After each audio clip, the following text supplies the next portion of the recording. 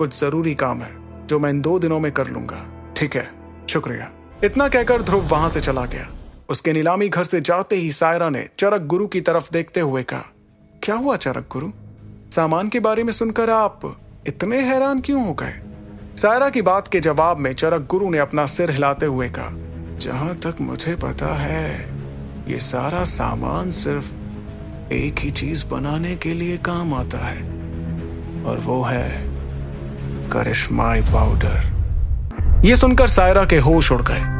उसने तुरंत हड़बड़ाते हुए चरक गुरु से सवाल किया, लेकिन करिश्माई पाउडर बनाने के लिए तो हकीम को रैंक 4 का होना पड़ता है।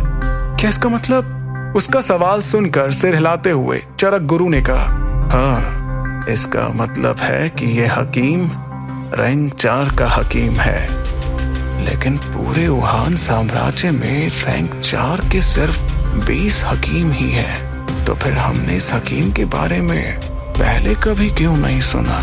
ये सुनकर सायरा ने एक शातिर मुस्कुराहट के साथ कहा, रैंक 4 का हकीम, इस पर अपना एहसान तो चढ़ाना ही होगा, ताकि वक्त आने पर मैं इससे जो चाहूं वो करवा सकूं। एक बात तो सभी जानते थे कि बात दूर तक पहुंचाने में दरबार परिवार से आगे कोई नहीं था, क्योंकि उनकी पकड़ और पहचान पूरे मार्कस में थी। इसलिए किसी बेशकीमती सामान को ढूंढना दरबार परिवार के बाएं हाथ का खेल था। अगले दिन शौर्य दल को दरबार नीलामी घर से एक खास न्योता आया। ऐसा इसलिए क्योंकि शौर्य दल के लीडर और ध्रुव के बाबा अरेंद्र ने पिछली बार अमृत धारा की एक बोतल नीलामी में ही खरीदी थी। इस न्योते से दल के कुछ बुजुर्ग भी अमृत धारा लेने के बारे में सोचने लगे। ये वो बुजुर्ग थे जिनके बच्चे या पोते पोतियां अब तक एकलव्य रैंक तक नहीं पहुंच सके थे। वहीं ध्रुव चुपके से बाहर जाने के लिए तैयार हो रहा था, लेकिन वो जैसे ही तैयार होकर अपने कमरे से बाहर निकला तो उसे एक नौकर ने बताया कि ध्रुव के बाबा उसे अपने पास बुला रहे थे। ध्रुव के पास कोई रास्ता नहीं था, इसलिए वो चुपचाप उस नौकर के पीछे अपने बाबा के पास गया। चलते चलते ध्रुव शौर्य दल के महल के मेन दरवाजे के पास आ गया, जहां उसे अपने बाबा के अलावा दल के कुछ और बुजुर्ग भी दिखाई दिए। वो सभी उत्साह में दिख रहे थे और ध्रुव की तरफ देखकर अरेंद्र ने उसे इशारा करके अपने पास बुलाया। ध्रुव आहा भरते हुए अपने बाबा अरेंद्र के पास जाकर खड़ा हो गया। तभी उसे एक लड़की की आवाज सुनाई दी, कितना वक्त लगाते हो तुम तैयार होने में?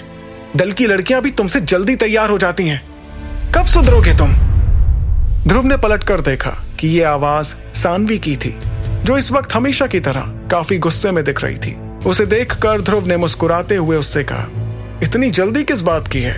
क्या हम किसी बीमार को मिलने जा रहे हैं? उसका जवाब सुनकर सानवी को और गुस्सा आ गया, लेकिन तभी पीछे से किसी और लड़की की हंसने की आवाज आई। ध्रुव इस आवाज से समझ गया था कि ये आवाज इरा की थी। हंसी सुनकर ध्रुव ने इरा की तरफ देखा, जो बीच में खड़ी हुई थी। उसे वहां देखकर ध्रुव ने चौंकते हुए उससे सवाल किया, तुम भी नीलामी में जा रही हो? इस पर इरा ने मजाकिया अंदाज में ध्रुव से कहा, तो क्या मैं हर दिन ट्रेनिंग ही करती रहूं? अरे मेरा भी कभी घूमने फिरने का मन करता है, और अगर वहां बोर हुई तो ट्रेनिंग के लिए वापस आ जाऊंगी। ये कहते हुए इरा लोगों के बीच से गुजरते हुए ध्रुव के पास आ पहुंची और उसके साथ खड़ी हो गई। तब ध्रुव ने धीमी आवाज में उससे पूछा, लेकिन तुम्हारे लिए नीलामी में ज्यादा से ज्यादा कुछ अमृत धारा की बोतलें होंगी, उसकी तुम्हें क्या जरूरत है? ध्रुव ये बात कहते हुए मुस्कुरा रहा था, लेकिन तभी उसे अपने पीछे किसी लड़के की आवाज सुनाई दी, अमृत धारा की बात तुम मत ही करो। अगर पिछली नीलामी में तुम्हारे बाबा ने अमृत धारा नहीं ली होती तो तुम मुझे कभी नहीं हरा पाते। ये बात सुनकर ध्रुव को हंसी आ गई। उसने ये आवाज काफी दिनों के बाद सुनी थी और इसलिए उसने पलट कर सनी को देखा। सनी अब पहले से बेहतर हालत में था। क्या तुम फिर से लड़ना चाहते हो? ध्रुव की ये बात सुनकर सनी को गुस्सा आ गया। उसने अपनी मुट्ठियां कसते हुए कहा, तुम ऐसे नहीं मानोगे, बहुत गुरूर है ना तुम्हारे अंदर। लड़ना है तुम्हें? वैसे मुझे तुम्हारा शुक्रिया अदा करना चाहिए। तुम्हारी वजह से मेरे शरीर को आराम मिल गया और मैं अब 9 सितारों के बहुत करीब हूं। शायद अगले हफ्ते ही हो जाऊं। उसके बाद देखते हैं कौन लड़ना चाहता है और कौन जीतता है। उसकी ये बात सुनकर आसपास खड़े दल वाले चौंक गए। तभी ध्रुव ने सनी से कहा, हम देखेंगे, लाजमी है कि हम भी देखेंगे वो दिन जब तुम्हें 9 सितारे मिल जाएंगे। लेकिन मैं तुम्हें एक बात तो बताना ही भूल गया, कुछ दिनों पहले मुझे 9 सितारे मिल चुके हैं। इसका मतलब तुम फिर मुझसे पीछे हो गए। बेचारा सनी। लेकिन ये बात सिर्फ सनी ने नहीं बल्कि दल के सारे लोगों ने सुनी और वो सभी एक बार फिर हैरान हो गए। सब सोच रहे थे कि ध्रुव को 9 सितारे भी मिल गए, वो भी इतनी जल्दी। इस बात पर ध्रुव को समझ नहीं आया कि वो खुश हो या दुखी हो, लेकिन उसे इस बात का तो मजा आ रहा था कि उसने बिना सनी को छुए 9वें सितारे की खबर से उसे एक बार फिर घायल कर दिया था। बेचारा सनी।